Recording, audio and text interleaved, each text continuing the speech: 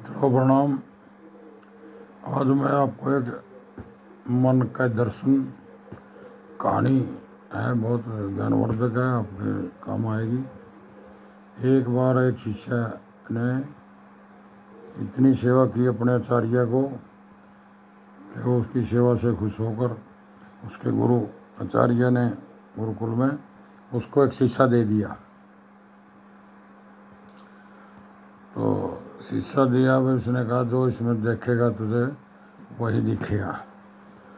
तो उसने वह शीशा रास्ते में कई लोगों को दिखाया, तो उसमें लोगों के मन में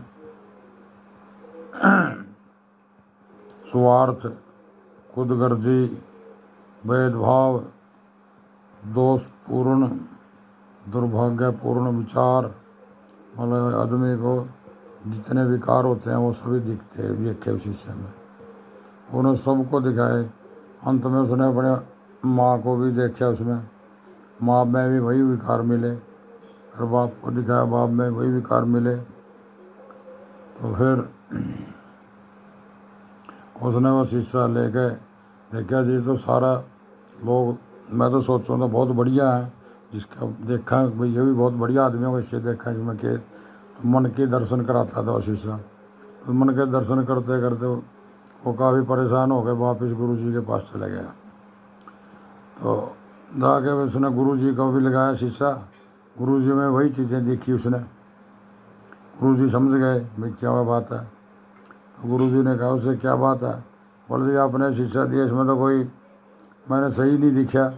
फिर उसमें भी दिखाया, उसमें भी वही बातें मिली, लड़का में भी। तो गुरु जी ने कहा जैसा देखोगे वैसा ही दिखेगा। आप इन लोगों को सुधारने की बजाय अपने आप को सुधारो, ताकि दूसरे आपको अच्छे लगने लगेंगे। यदि आपके अंदर दोष हैं तो दूसरों के अंदर भी दोष दिखेंगे। इसलिए मन का दर्शन की कहानी है। तो अच्छी लगे तो लाइक शेयर कमेंट करना। आपका भाई युधिष्ठिर और जय हिंद, नमस्कार, प्रणाम। तो मन के दर्शन दूसरों को में दोष निकालने से नहीं, जबकि अपने आप को सेल्फी और चेंज, खुद को बदलो, दुनिया बदली नज़र आएगी। सेल्फी और चेंज। और परफेक्शन इज़ द पैरालिसिस। अपने आप को कभी परिपूर्ण न समझो। सीखने की कोई उम्र नहीं होती, बच्चे से भी सीख सकते हैं। एक बार एक वैज्ञानिक चांद पे गए थे, तो उन्होंने वहाँ सारा काम ठीक किया, उनका एक पेन नहीं चला गुरुत्वाकर्षण की वजह से। ऊपर इस पेन में स्याही होती है दबाव के कारण।